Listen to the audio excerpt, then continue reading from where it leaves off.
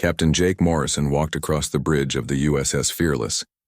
The massive warship moved through space like a sleeping giant. Jake had been the captain for 3 years, but today felt different. Today everything would change. "Sir, we're getting strange signals," said Lieutenant Amy Carter from her station. She was the best tactical officer in the Earth fleet. Her fingers moved quickly over the controls as data filled her screens. Jake moved closer to look at the information.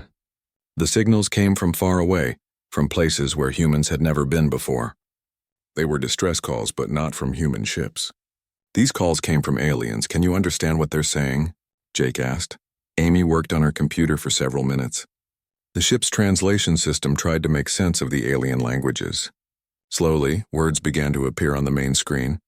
"They're asking for help," Amy said quietly. "Something about 3 empires attacking smaller worlds.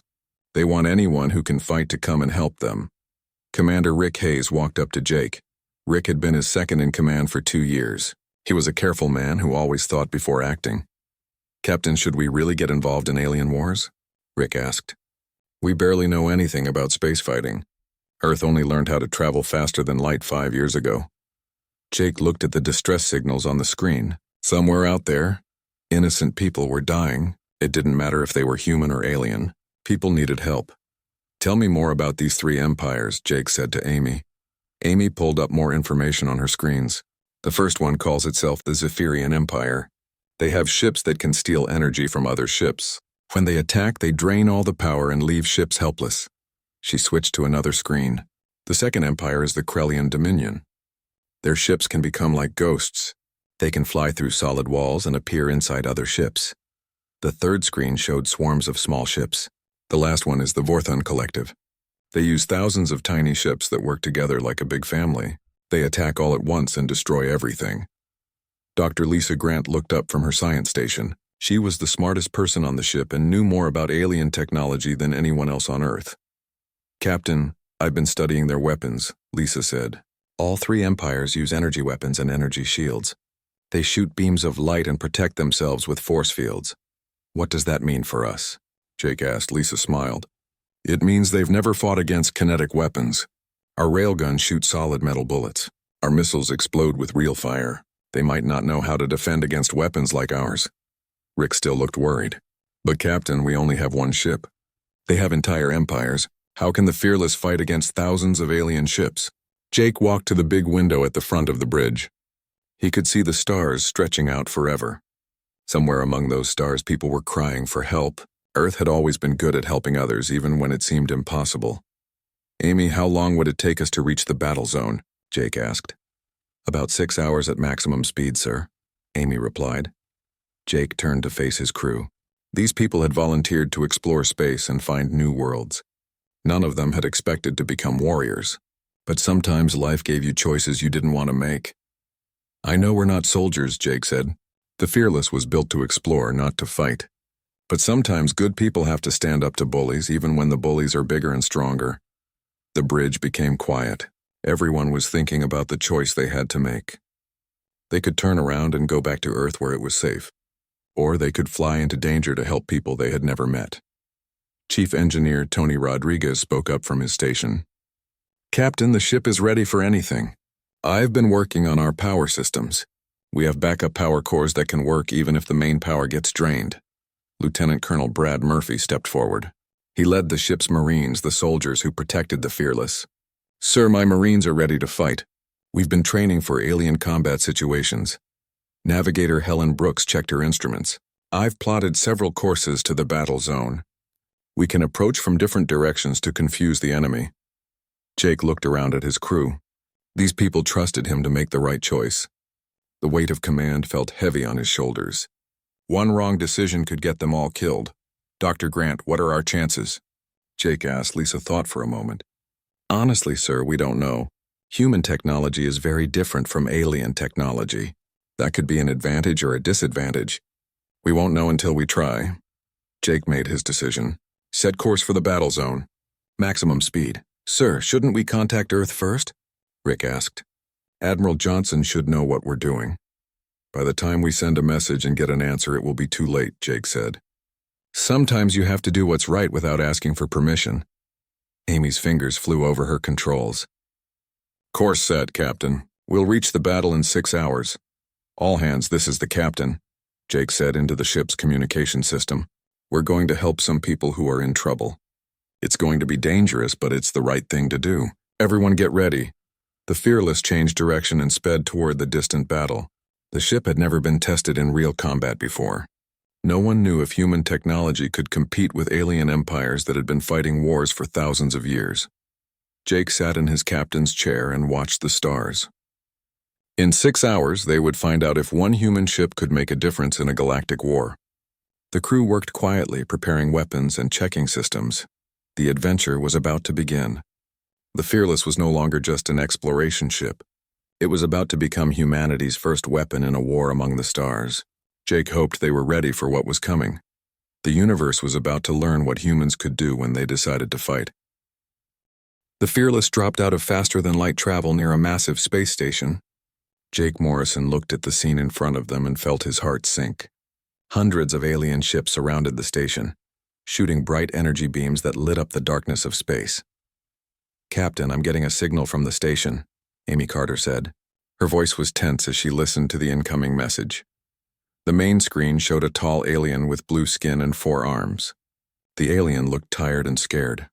This is Commander Susan Blake of Centauri Defense Station, the alien said. Human ship, you need to leave immediately.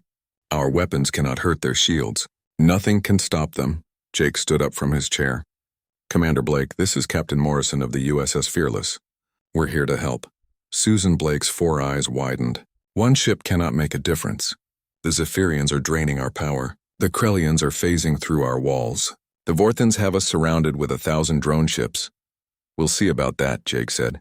He turned to his crew. All stations battle ready. This is what we came here to do.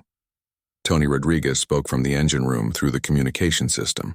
Captain, I've activated all backup power cores. If they try to drain our energy, they'll get a surprise.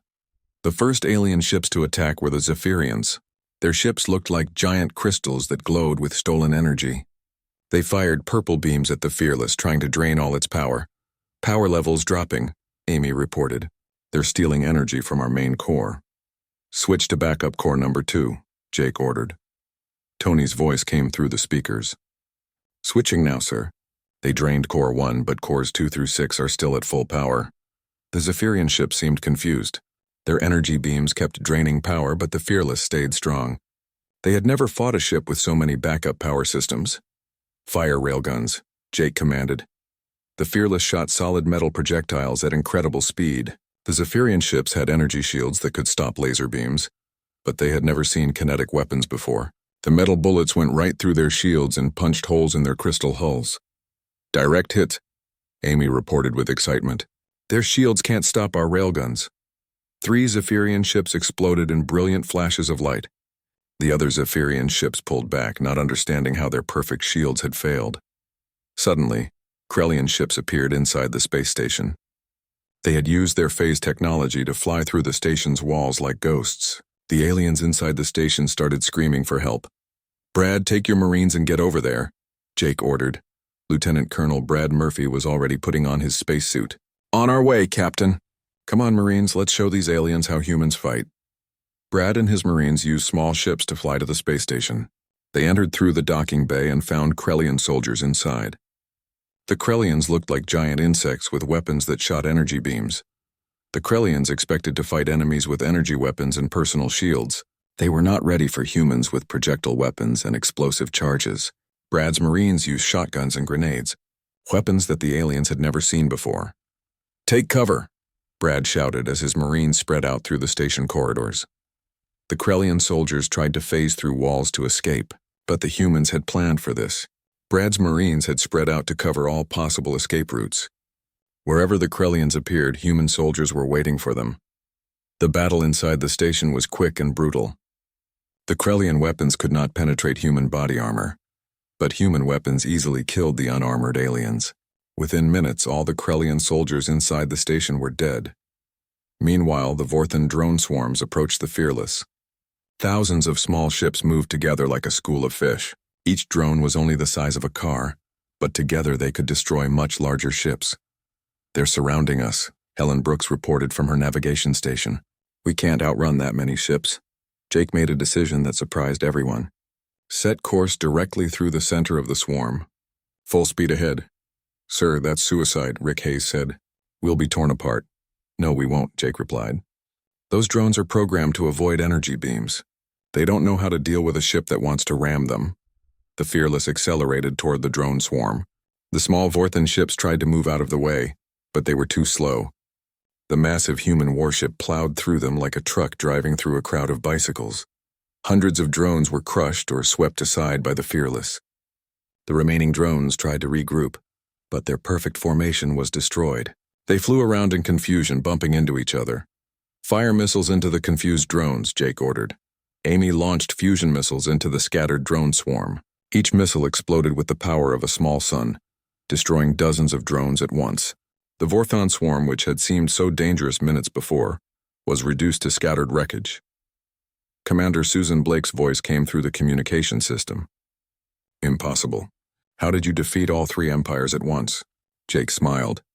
We did things they didn't expect. Their weapons and tactics work great against each other, but they've never fought humans before. The battle was over, but Jake knew this was just the beginning. Word of this victory would spread across the galaxy. The three empires would learn about human fighting methods and adapt their strategies. Captain, we're getting messages from all over the galaxy, Amy reported. Other species are asking for help. They heard what we did here. And the three empires? Jake asked. They're sending bigger fleets, Amy said quietly. Much bigger fleets. Jake looked at the wreckage floating around the space station. One human ship had defeated parts of 3 galactic empires, but those empires had thousands of ships. The real war was just beginning. Set course for Earth, Jake ordered. We need to report what we learned here. And we need more ships. The Fearless turned toward home carrying news that would change everything. Humanity had proven they could fight aliens and win. But the aliens would not make the same mistakes twice. The next battle would be much harder. Jake sat in his captain's chair and thought about what they had accomplished. The universe had learned that humans were not to be underestimated. Now humanity would learn if they were ready for a real war among the stars. Admiral Kate Johnson stood in the command center on Earth, looking at reports from across the galaxy.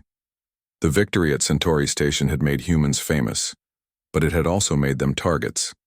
Every day brought news of alien fleets moving toward human space. The three empires are working together now, she told Jake Morrison through a video call.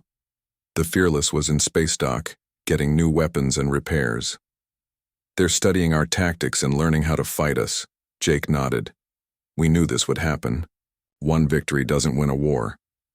That's why I'm promoting you to Commodore, Admiral Johnson said. You'll command a task force of 5 ships. The Fearless, plus 4 new ships we just finished building. Jake felt the weight of responsibility on his shoulders. He had been captain of 1 ship. Now he would lead a small fleet into battle against 3 galactic empires. Who are my new officers? Jake asked.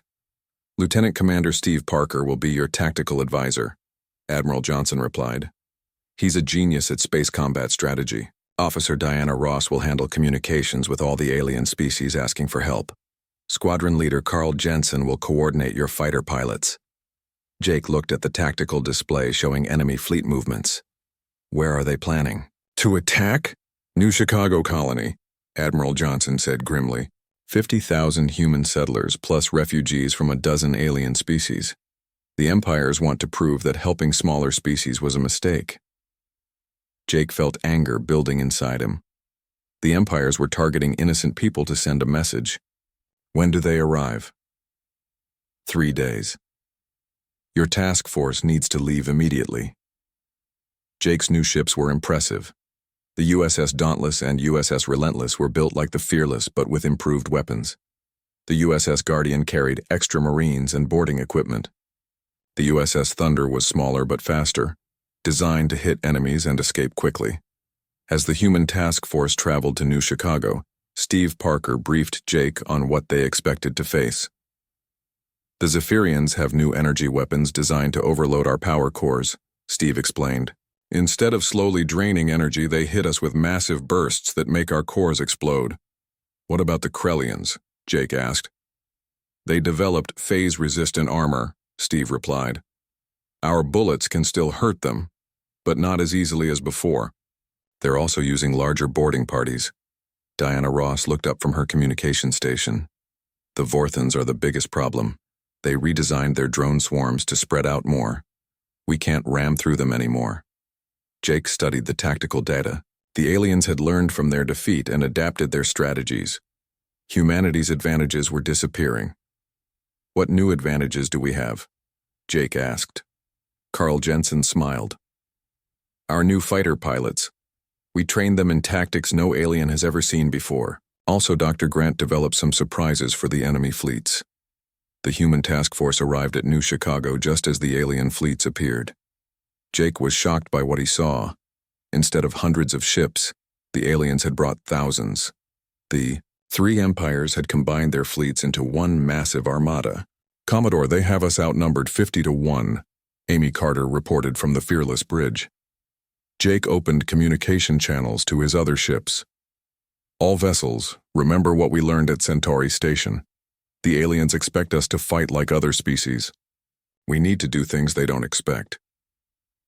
The battle began badly for the humans. The new Zephyrian energy weapons hit the USS Thunder and overloaded its power cores. The ship exploded in a brilliant flash, killing everyone aboard. They've learned to target our weakness, Steve Parker reported. Their new weapons are designed specifically to kill human ships. Krellian phase ships appeared inside the USS Guardian, but this time, they were ready for human tactics. The alien boarding parties wore thick armor and carried shields that stopped bullets. Brad Murphy's Marines found themselves in a desperate fight for their lives. The Vorthon drone swarms surrounded the remaining human ships. Instead of flying in tight formations, they spread out across space. When Jake tried to ram through them, the drones simply moved aside and attacked from all directions. We're losing, Rick Hayes said quietly. They've countered all our advantages. Jake watched his task force being torn apart.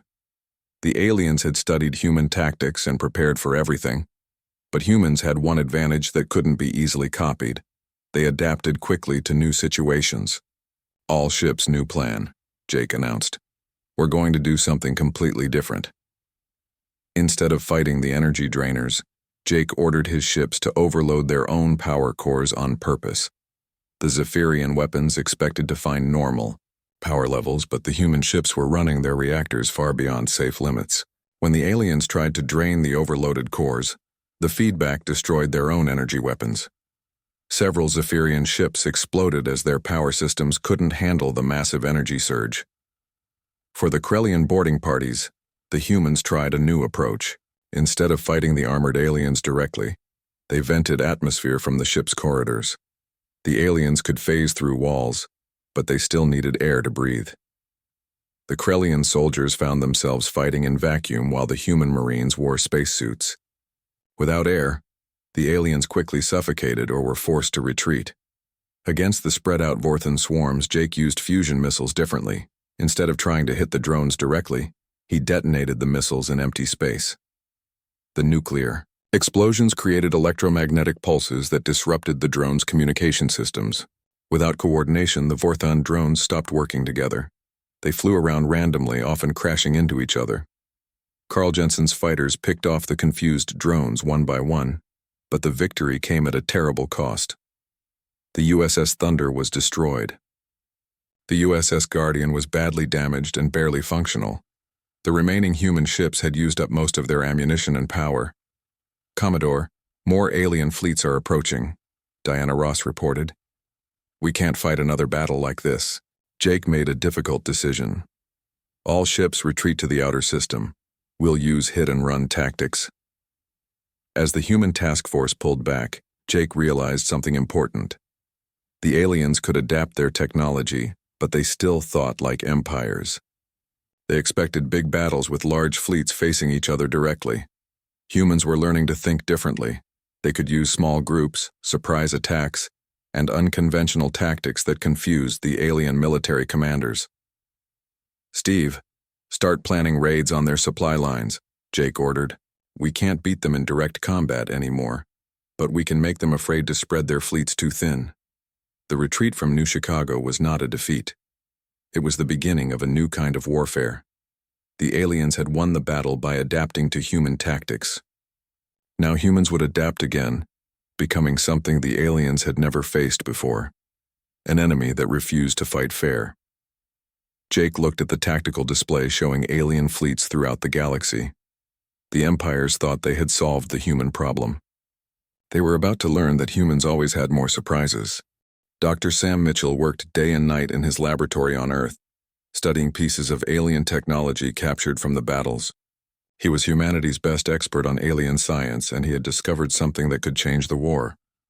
"Admiral Johnson, I found their weakness," Sam said during an emergency meeting. "Each empire depends on something they can't replace quickly." Admiral Kate Johnson leaned forward. "Tell me everything." Sam pointed to a holographic display showing the three alien empires. "The Zephyrians need special energy crystals to power their weapons. These crystals only grow on 3 planets in their empire. Without them, their ships become powerless." He switched to another display. "The Krellians use quantum resonance chambers to create their phase technology. They have only one factory that can make these chambers. If we destroy it, they can't phase through walls anymore." The final display showed the Vorthon Collective. The Vorthons are controlled by a central brain called the Queen Mind. It coordinates all their drone ships. If we can damage this brain, their perfect coordination will break down. Admiral Johnson studied the information carefully. "How do we attack all 3 targets at the same time?" "They're spread across the galaxy. We use 3 task forces," Sam explained. "Hit them all at once so they can't warn each other or send help." Jake Morrison attended the meeting through video communication from the rebuilt Fearless. His ship was now equipped with new weapons based on captured alien technology. "Commodore Morrison, you'll lead the attack on the Zephyrian crystal mines," Admiral Johnson said. "Captain Roy Adams will command the assault on the Krellian factory. Captain Linda Foster will target the Vorthon Queen Mind."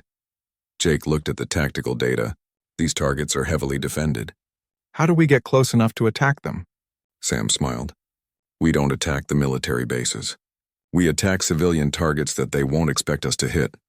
The plan was called Operation Shattered Mirror. Instead of fighting the alien fleets directly, the human task forces would strike at mining operations, factories, and research stations. The aliens would be forced to spread their fleets thin to protect everything. Jake's crew had grown into legends among both humans and aliens. Chief Petty Officer Roy Adams could fix anything under fire.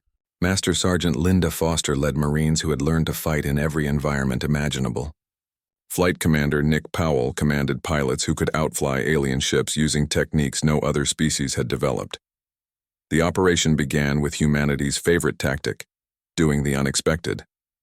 Instead of attacking military targets, they hit civilian infrastructure. Zephyrian mining ships found themselves under attack from human raiders who appeared from nowhere and vanished just as quickly. "Captain, we're getting reports from across Zephyrian space," Amy Carter reported.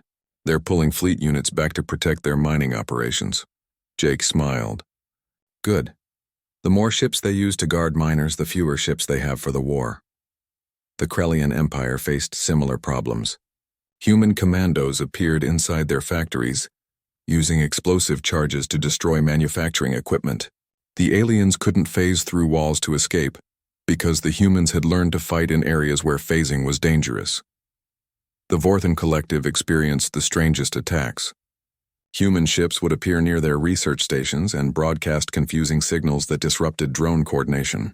Entire swarms would fly in circles, unable to work together properly. But the real plan was more complex. While the aliens focused on protecting their infrastructure, small human infiltration teams moved toward the 3 critical targets. Jake led a stealth mission to the main Zephyrian crystal mine. The Fearless had been equipped with cloaking technology, reverse-engineered from captured alien equipment. They approached the heavily defended planet without being detected. "The orbital defense stations can't see us," Amy reported. "But once we attack, they'll know we're here." "That's why we're not going to attack from space," Jake replied. "We're going down to the planet's surface." The plan was incredibly dangerous. A small team would land on the planet and plant explosive charges directly in the crystal mines. If they were discovered, there would be no way to escape.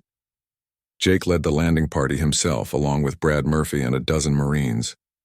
They used a small shuttle to reach the planet's surface, avoiding the orbital sensors by flying through asteroid fields.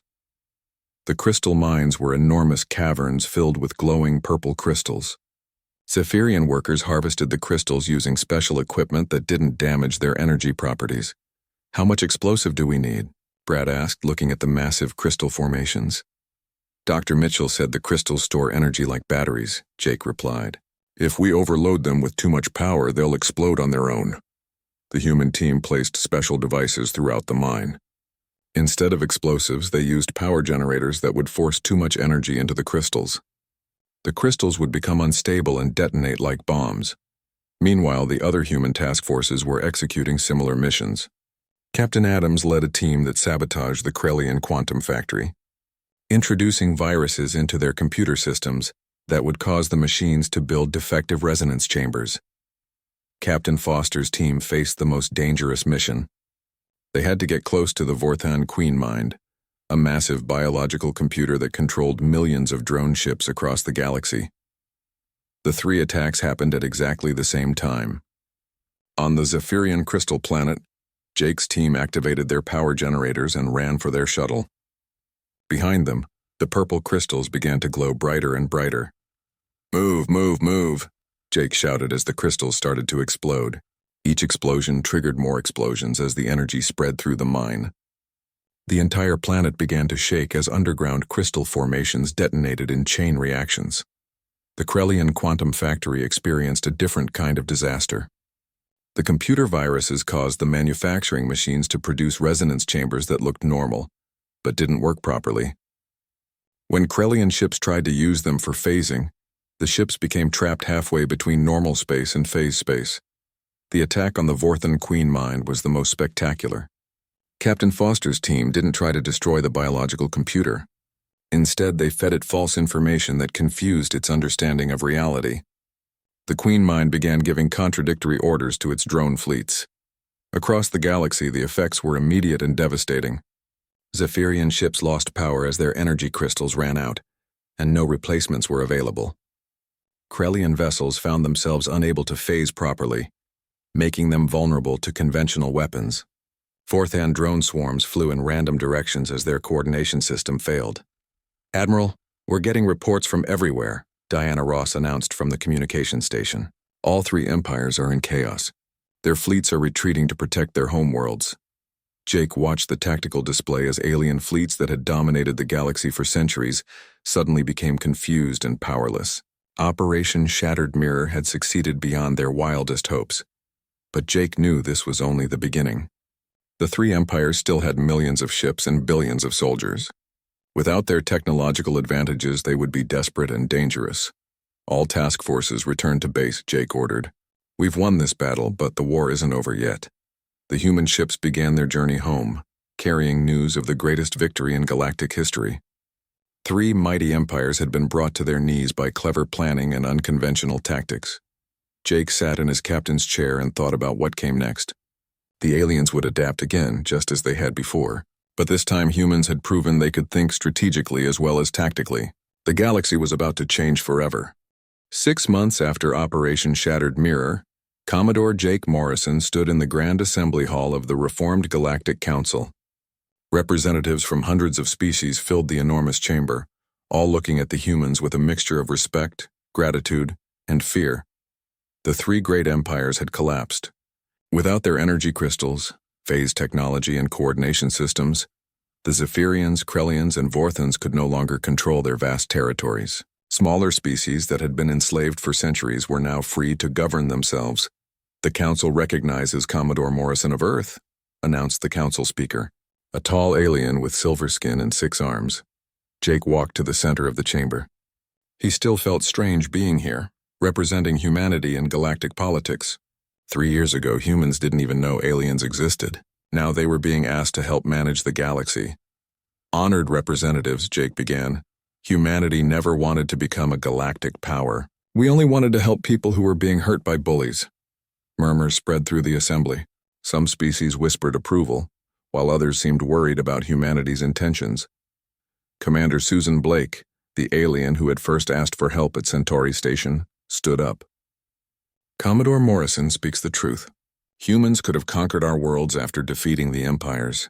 Instead, they helped us rebuild and offered friendship. But not everyone was pleased with the new situation. Ambassador Theclon of the Rigel Consortium stood up with an angry expression. The humans are too dangerous. They destroyed 3 empires in less than a year. How do we know they won't turn on us next? Jake had expected this question. Many species were grateful for human help, but others feared that humanity would become the next galactic empire. Ambassador Theclon raises a fair concern, Jake replied. That's why Earth has decided to limit our military expansion. We're building exploration ships, not conquest fleets. Admiral Kate Johnson had been promoted to Supreme Commander of Earth's galactic forces. She watched the Council proceedings from Earth, where she managed humanity's growing responsibilities. The Fearless had been refitted again with hybrid technology that combined human innovation with alien engineering.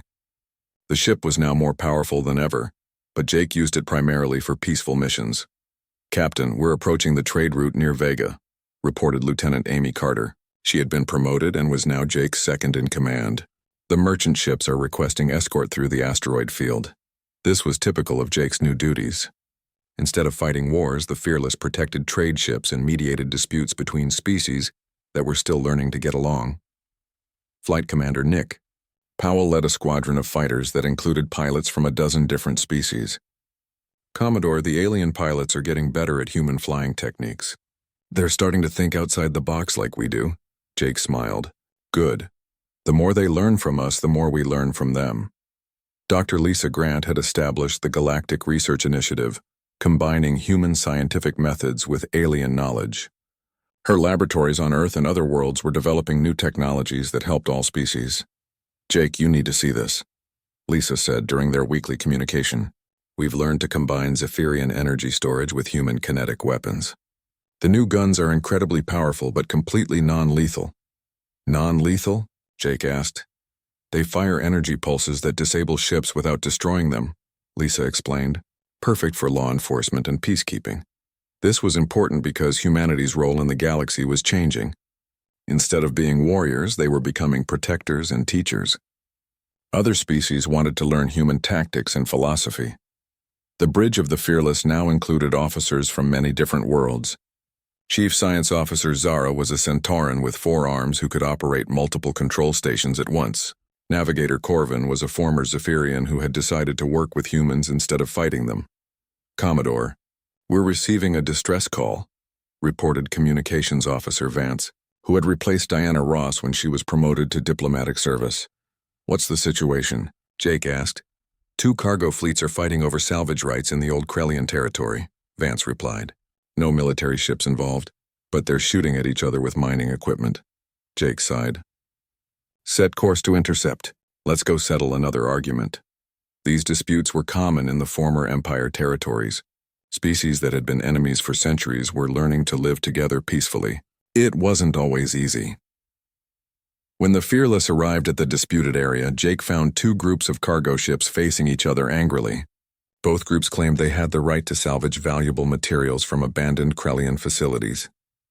This is Commodore Morrison, Jake announced over an open channel. Everyone stop shooting and prepare to talk. The humans have no authority here, shouted the captain of one cargo fleet. This is not your territory. You're right, Jake replied calmly. But fighting won't solve your problem. Let's work out a solution that's fair to everyone. It took 3 hours of patient negotiation, but Jake managed to arrange a compromise. The 2 groups would work together and share the salvage equally. Both sides grumbled, but they agreed to try cooperation instead of conflict. Is this what we do now? Amy asked as they watched the former enemies working together. Settle arguments between cargo haulers? It's more important than it looks, Jake replied. Every peaceful solution makes the next conflict easier to prevent. We're teaching the galaxy how to solve problems without fighting. Back on Earth, Admiral Johnson dealt with bigger challenges. Some human politicians wanted to use their military advantages to build an empire. Others worried that humanity was taking on too much responsibility. The Council is asking us to establish permanent peacekeeping bases, Admiral Johnson reported during Jake's monthly briefing. They want human ships patrolling the major trade routes. What do you think? Jake asked. I think we need to be careful, Admiral Johnson replied. Power changes people. We need to make sure we don't become the kind of empire we fought against. Jake understood her concern. History was full of liberators who became conquerors. Humanity had to resist the temptation to use their military superiority for selfish purposes. Maybe we should train other species to do the peacekeeping, Jake suggested. Teach them our methods, then step back and let them handle their own problems. That's exactly what I was thinking, Admiral Johnson said with a smile. The Fearless continued its missions throughout the galaxy, but Jake noticed changes in his crew. They were no longer the same people who had first answered alien distress calls. They had become teachers, diplomats, and peacemakers. Master Sergeant Linda Foster now ran a training academy where aliens learned human military tactics. The key is adaptability, she told her students. Don't just follow rules. Think about what you're trying to accomplish and find new ways to do it. Chief Engineer Tony Rodriguez shared human technology with alien engineers. Humans succeed because we're not afraid to try crazy ideas, he explained. Sometimes crazy ideas work better than sensible ones. A year later, Jake stood on the bridge of the Fearless as they approached a new star system. They had received reports of a strange signal from an unexplored world. Instead of a distress call, this was something different. A message of welcome from a species that wanted to join the galactic community. It's strange, Amy observed. A year ago, we were fighting for our lives against 3 empires. Now we're exploring new worlds and making new friends. Jake looked out at the stars. The Fearless had started as humanity's first warship, but it had become something more important, a symbol of hope for the entire galaxy. Maybe that's what humans are good at, Jake said. We're not the strongest or the smartest species in the galaxy, but we're good at bringing out the best in others. The galaxy had learned that strength didn't come from superior technology or military force. It came from the willingness to help others, adapt to new challenges, and never give up when fighting for what was right. The legend of the Fearless lived on, inspiring new generations of explorers, peacekeepers, and dreamers from hundreds of different worlds. The universe was a better place because one human ship had decided to answer a call for help. Jake Morrison had started as a ship captain, but he had become something more. A teacher who showed the galaxy that even the mightiest empires could fall before those who refused to accept defeat and never stopped trying to do the right thing.